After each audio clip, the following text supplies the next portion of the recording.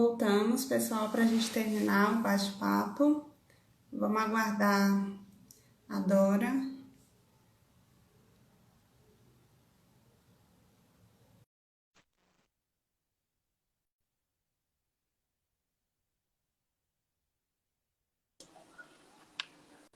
Pronto. Oi, É que agora ele tem que salvar antes de retornar. Aí eu pode acho, voltar. eu tô Para achando quem chegou ótimo.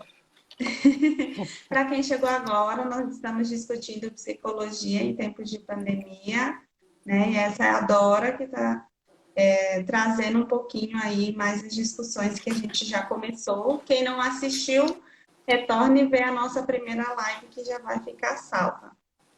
É bom porque eu tava falando correndo, eu tava tentando explicar o que é que o exame criminológico. É bom que agora a gente tem um pouco mais de tranquilidade. Então, só para poder Sim, voltar um pouquinho, né, já que tem pessoas que estão entrando agora e caiu.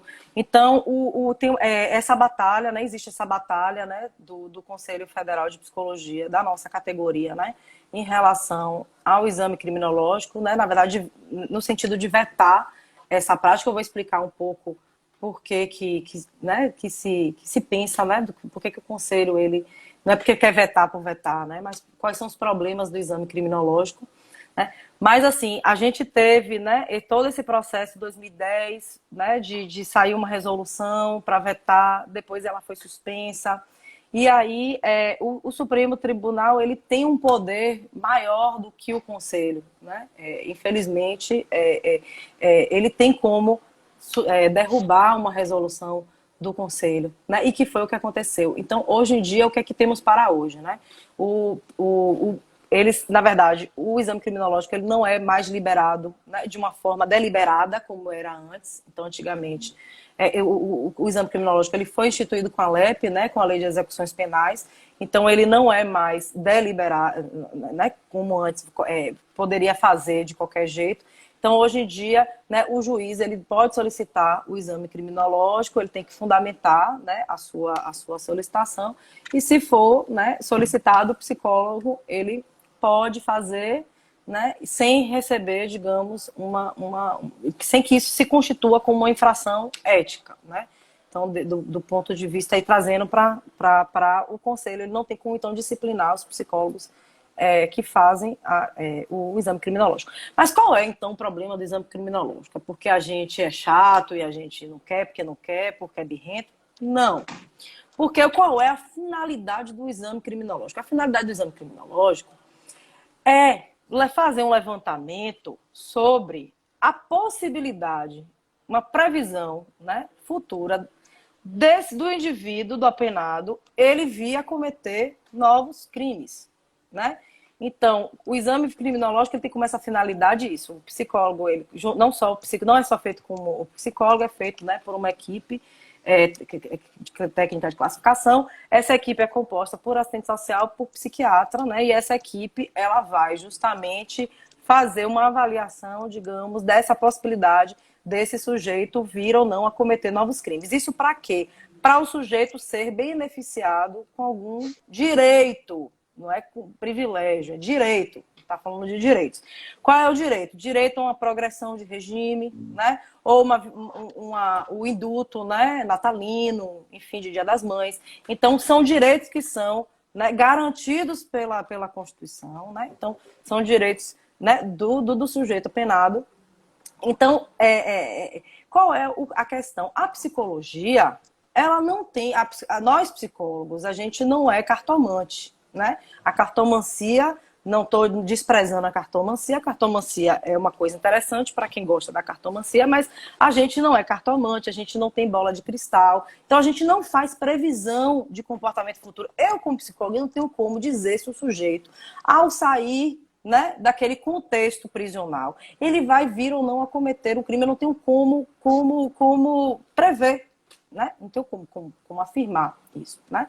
Então, esse é um dos principais problemas. Tem outros problemas também, né? Se a gente pensar, por exemplo, do sujeito não poder se recusar ao exame criminológico, e o sujeito, será que o sujeito também ele tem o direito de não produzir provas contra ele, né? Então, como é que também fica essa questão.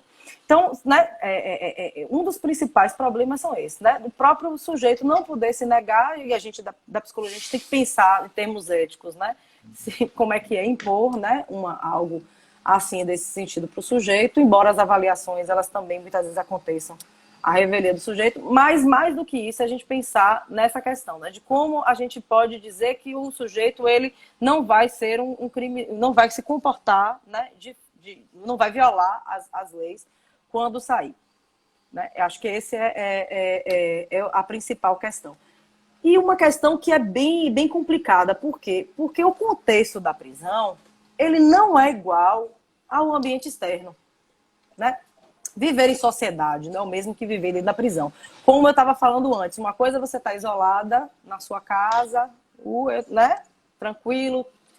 A gente não está totalmente, está em quarentena, mas tem como sair aqui e ali, tem computador, tem o conforto do celular.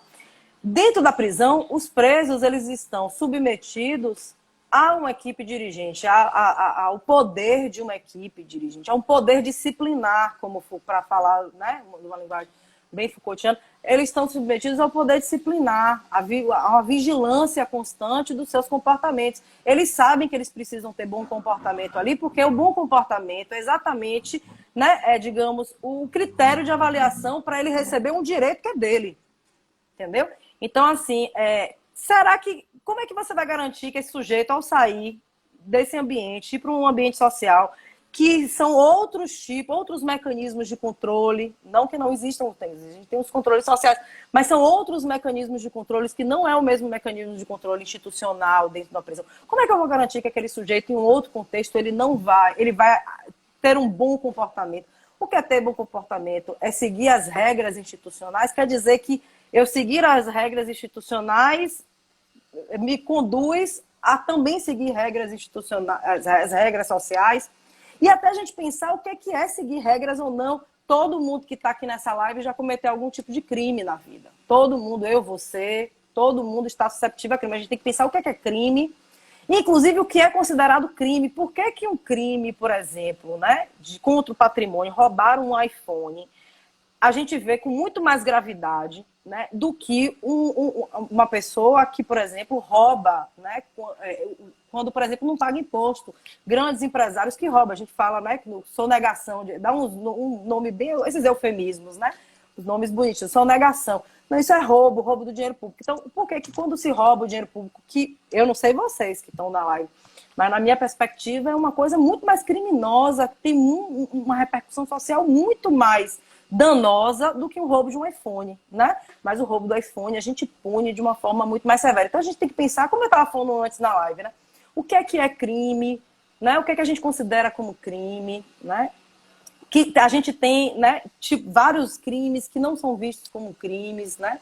Que aí ficam aí, né, que a gente chama das cifras ocultas, né, do crime. Tem vários crimes aí, quem depois quiser se aprofundar em criminologia, né, pode ver. Então, a gente tem essa discussão aí das cifras ocultas do crime, né? Que são crimes que não são vistos. Esses crimes financeiros, crimes de grandes, dos banqueiros, né? Dos acionistas, né? Cometem crimes financeiros, quebram empresas, né? Enfim, demitem trabalhadores. O mais comum, né, que o pessoal tem, às vezes, livro, né? Música. Esses são mais comuns que a gente vê diariamente aí, né? Exatamente. Exatamente. Isso, não sei se ficou ainda alguma questão. Não sei se eu também esclareci o exame criminológico, mas se não, também, quem quiser também, tem tudo isso, material feito pelo Conselho Federal de Psicologia sobre a atuação do psicólogo do sistema prisional, tem toda essa discussão falando sobre o exame criminológico, inclusive, né, explicando, né, os motivos do porquê do psicólogo não realizar. Até porque a gente já tem avaliação psicológica. A gente tem um processo. A gente não precisa de exame criminológico, porque a gente não faz exame criminológico, a gente faz avaliação. A gente já tem um procedimento, né? A gente já tem um procedimento psicológico para fazer avaliação dentro dos nossos critérios, utilizando os nossos instrumentos, nossos procedimentos psicológicos, né? sustentados, né, na construção da nossa ciência. Então, a gente tem avaliação psicológica. Então, acho que, mais uma vez, é importante defender a avaliação psicológica em detrimento, né, do exame criminológico. Dora, tem uma pergunta da Jussi Salles que ela fala assim: se o apenado ele mantiver um comportamento não tão bom, a psicologia pode interferir de forma contrária? Como assim interferir de forma contrária? De dizer para ele, de manter ele na... Como assim? Eu fiquei também um pouco na dúvida em relação a esse não tão bom. Aí talvez se ela puder mandar uma mensagem, né? Primeiro, o que é comportamento bom e no que é comportamento não bom? Aí, né? O que não é? Como é que avalia comportamento bom e não bom? Né? Como eu tinha falado, a psicologia jurídica ela precisa fazer um estudo aprofundado da biografia.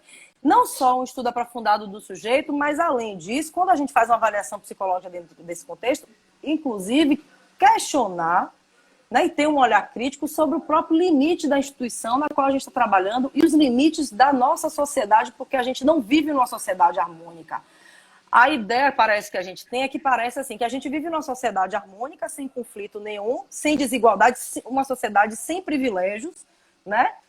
Sem racismo, né? Sem machismo, sem homofobia. Então, assim, parece que é uma sociedade harmônica em que tem um sujeito lá desajustado que comete um crime e vai ser preso dentro de uma instituição, como se essa instituição promovesse essa cura da alma desse sujeito, e a psicologia, né, fosse um desses campos que vai promover essa cura da alma, né, desse sujeito, né?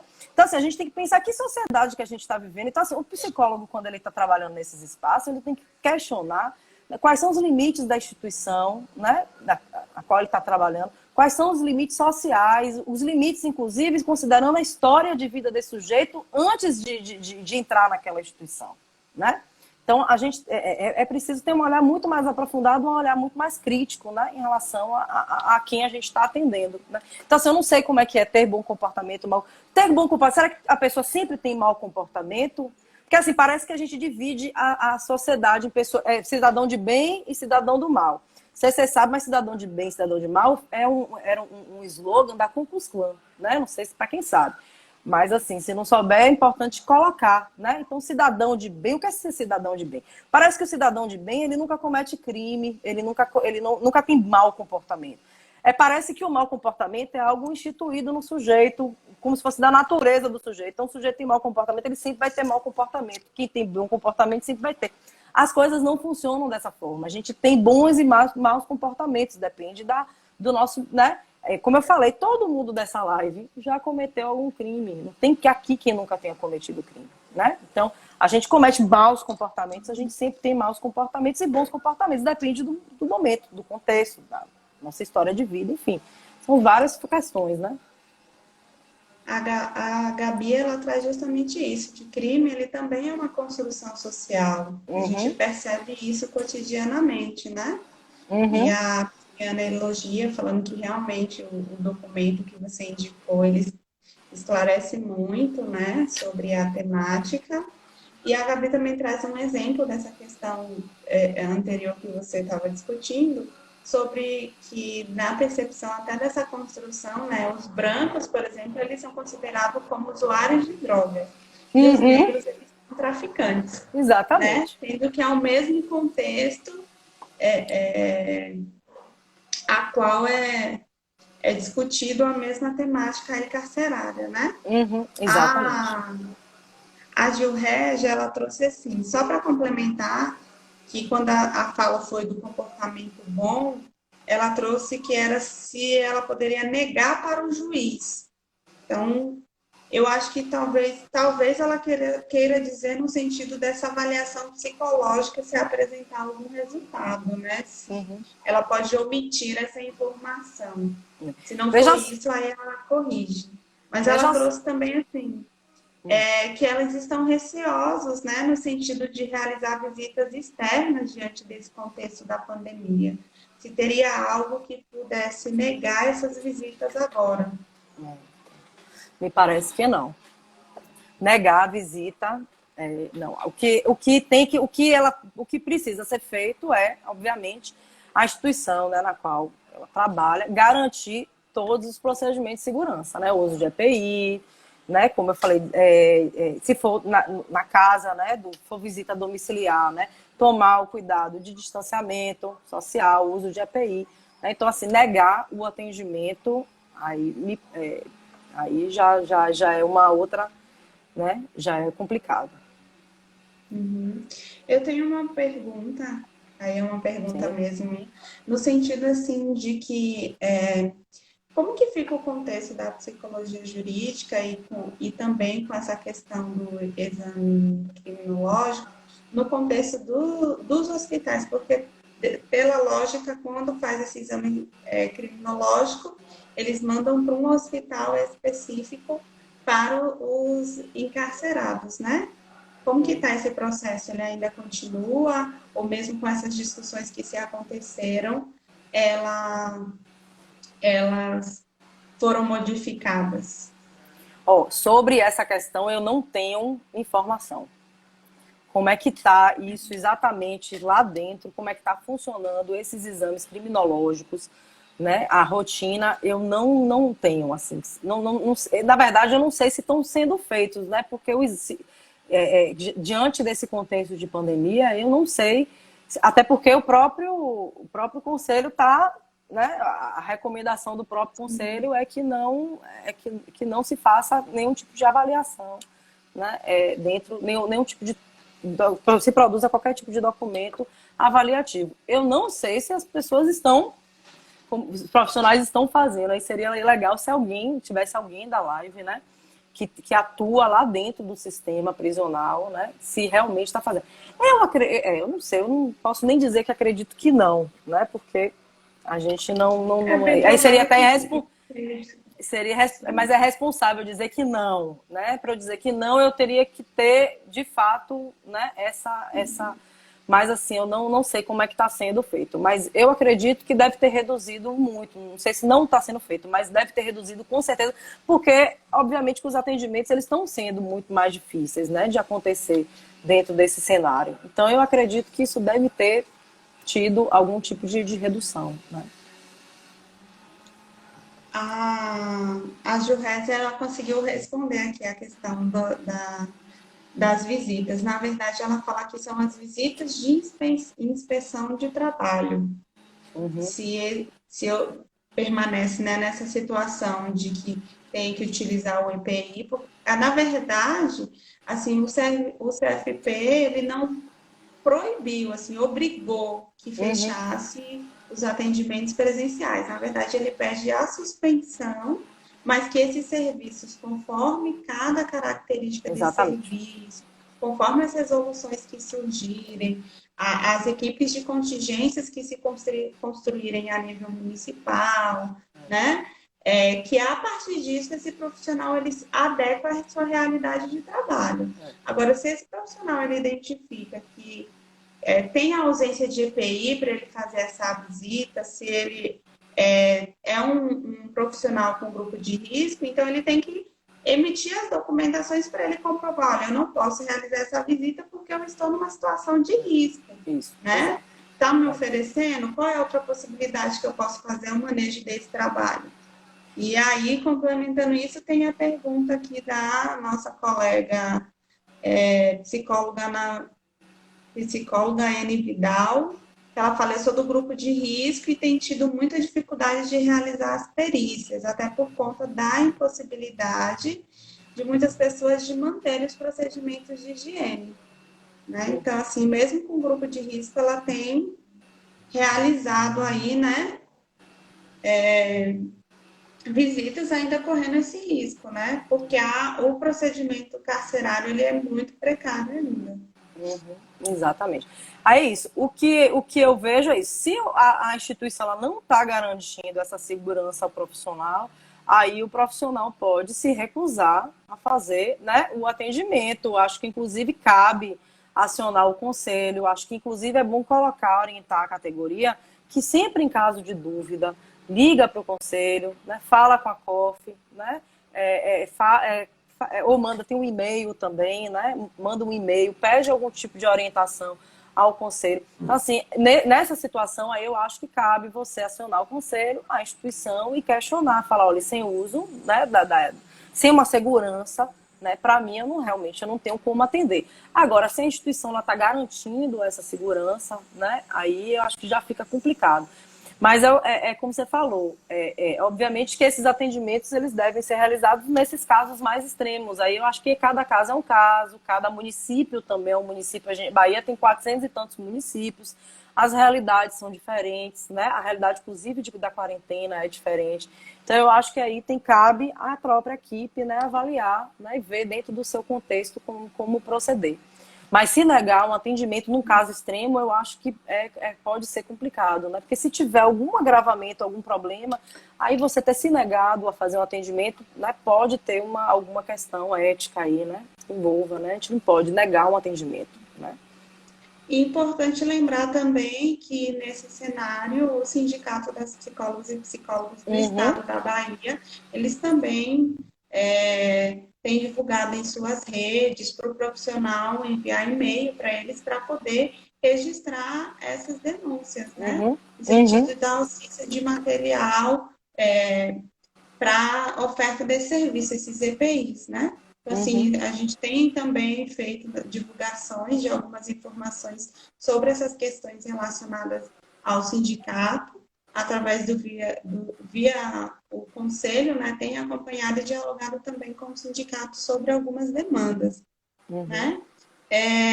A Maristela, ela colocou, a empresa pode solicitar que o psicólogo faça atendimento aos próprios funcionários? Aí depende do lugar que você trabalha, né? Depende do. Aí é complicado, né? Depende do. Se a gente for pensar pelo contexto jurídico, a maioria dos espaços eles estão meio que suspensos, né?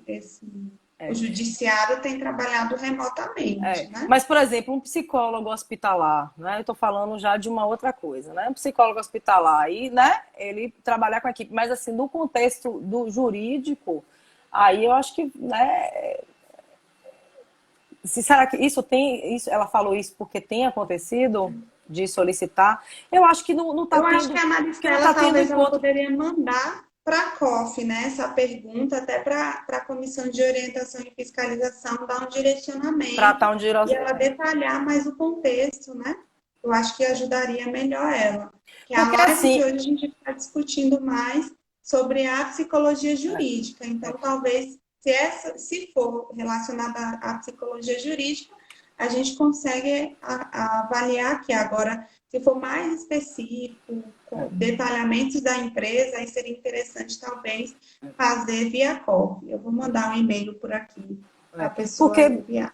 Porque, veja só, se a gente pensar, né, as equipes elas estão trabalhando, mas muito mais de via remota, com a equipe reduzida, não tá, até para evitar aglomeração, né? Então, assim, como é que você vai trabalhar com a equipe, né? Fazer trabalho de grupo, né? Só se for uma atividade remota. Aí eu não sei, tem que ver realmente dentro da realidade do trabalho, do contexto de trabalho. Mas até o que, né, do levantamento que eu fiz e que eu trouxe para vocês na live anterior, porque tinha terminado, a gente viu que grande parte, alguns profissionais também aí que atuam na área, que colocou, né, grande parte dos serviços, eles não estão suspensos, mas eles estão trabalhando, né, com horário mais reduzido, com equipe reduzida, por telefone. Então, não sei como é que seria essa atividade em grupo, só se fosse uma atividade talvez remota. Aí tem que ver também dentro da resolução, né, com relação às atividades remotas também, né? Acho que cabe também uma consulta, né? Dora, muito obrigada, né, pelas suas informações, ter contribuído aqui, principalmente nesse cenário, a gente tem trazido aí diversos debates na sexta-feira, específico com a temática da pandemia, né, para os profissionais também tirarem suas dúvidas, os que se identificam com a temática ou estão atuando nessas áreas, né? Antes, para a gente finalizar e você fazer o seu encerramento, eu queria só dar um comunicado, né, para o pessoal, dizer que semana que vem a nossa live ela vai ter um formato diferenciado, então A live ela vai acontecer a transmissão simultânea, tanto Facebook via YouTube. Então, nós estamos num processo de readaptação aí para facilitar a transmissão para todo o estado, para todas as pessoas que têm as diversas plataformas aí e os meios digitais. Então, semana que vem a nossa live, de segunda e de sexta-feira, elas serão transmitidas tanto no Facebook quanto no YouTube. Na segunda-feira, a temática que nós vamos ter é Psicólogas em Movimento no Combate à LGBTfobia. E aí, como palestrantes, nós vamos ter a Ivana Patrícia e o Anderson Fontes, com a mediação do Luan.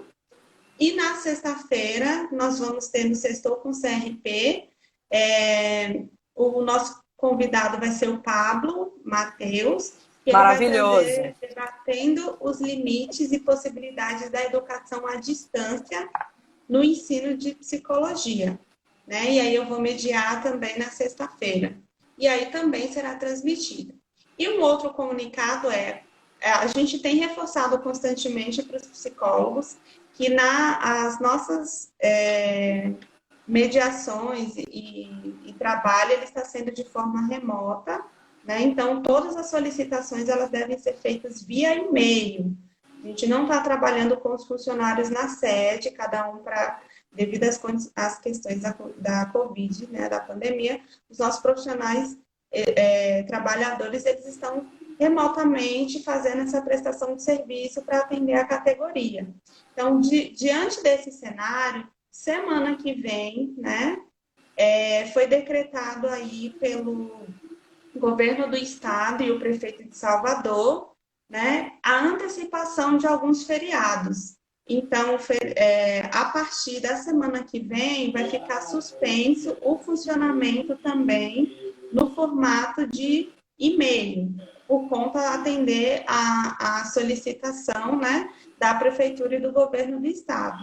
E aí o nosso trabalho, no sentido de e-mail, né, dos nossos funcionários, retorna dia 1º de junho, mantendo exclusivamente o atendimento online via e-mail. Quem tiver dúvida dos e-mails, a gente tem as informações via Facebook, via site do CRP, via Instagram, dá uma olhadinha que a gente tem lá os e-mails direcionados para cada função.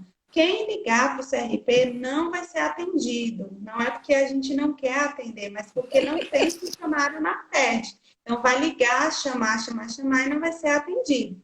A gente tem dado aí, demandado do serviço para conseguir atender de forma mais ágil a categoria via e-mail, tá?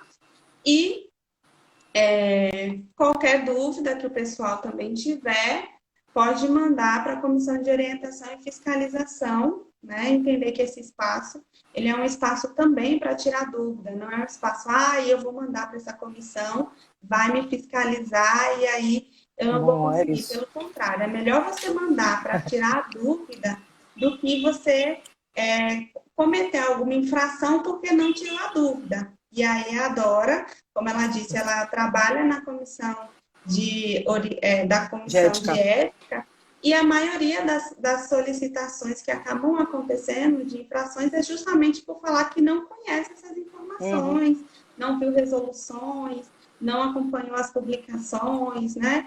Que o próprio Conselho Regional aí tem disponibilizado para os profissionais. Relacionado à Covid-19, dos diversos setores, seja saúde, psicologia jurídica, tudo, a gente tem uma aba no próprio site do CRP03, que quando clicar você vai conseguir identificar todas as informações relacionadas à Covid-19. Então, desde a área do SUS, né, vídeos relacionados a atendimento online, dúvidas que são mandadas frequentemente para a Comissão de Orientação e Fiscalização. Então, tudo isso tem disponibilizado neste único canal relacionado ao site e nessas outras diversas redes. Tá? Dora, muito obrigada. Eu fico agora com você para fazer o seu encerramento aí. E agradeço e espero que possa participar conosco aí mais vezes, trazer mais debates sobre essa área da psicologia jurídica. Tatiana, muito obrigada, né? De novo, parabenizo vocês, né, pela iniciativa. muito importante. Como eu falei, a gente está vivendo, né, esse momento de transformação, de mudança. A categoria ela precisa, né, receber essas informações para que a gente continue, né, mantendo a qualidade, a ética, né, da nossa, para que a gente continue atendendo bem a nossa população, né? É esse o objetivo do conselho. Obviamente que o conselho também tem, né, como objetivo disciplinar, né? Mas assim, muito mais do que isso, é como você falou, é muito mais interessante, né, que o psicólogo ele se aproxime do conselho, entenda o que é o conselho, qual é a finalidade do conselho, né? Não achando que ele vai sair preso, né, algemado do conselho, né? Mas muito pelo contrário, né? Ali é o momento para ele, digamos assim, se tornar até um profissional melhor, né? Que possa prestar um serviço melhor à sociedade. Então, assim, eu parabenizo vocês. Então, assim, né, agora realmente sextou, né? E gostei, achei, né, muito, muito interessante né, o nome do evento de vocês. E podem contar comigo para o que precisar. Estamos aí, estou lá na comissão de ética. Muito bom te conhecer, não te conhecia, né? Então, prazer em conhecê-lo. Espero, depois da pandemia, quando a gente retomar as atividades normais do conselho, eu possa, né, te encontrar lá pelo conselho, né? E te conhecer de forma presencial, né? Viu? Sim, com certeza. Eu estou acumulando visitas, né? Essas lives, estou conhecendo vários psicólogos e psicólogas, então as visitas pós-pandemia vão ser enormes. Com certeza, viu, minha querida? Muito Partilhar as obrigada. experiências é muito bom, né? Pode contar comigo. Tamo lá, viu? Tamo junto aí, né? Movimentar aí essa psicologia. Muito obrigada, boa noite, né? Agradeço também a participação aí que nós tivemos de alguns conselheiros também, Monalisa Cirino, o Washington Luan, a Gabriela, né? Sempre tem acompanhado. E aí a gente coloca até os liveiros de frequência que a gente tem aqui. A Psiana sempre está participando, Helena, Maciel, né? Alguns psi,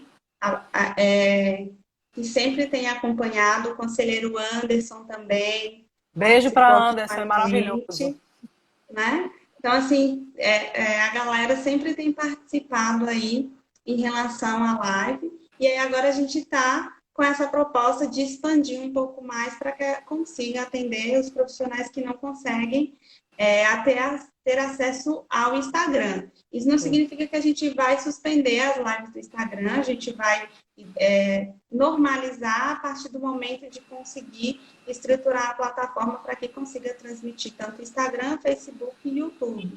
Né? Mas nesse momento, na semana que vem, elas só serão transmitidas Instagram, ou Facebook e YouTube. Né? E aí a gente conseguir expandir um pouco mais esse bate-papo para os profissionais. Que é importante. Vamos expandir mesmo, viu? Vamos colocar esse povo aí, né? Para poder movimentar, né? Pensar, refletir sobre a psicologia, né? Com nossa atuação nesse contexto.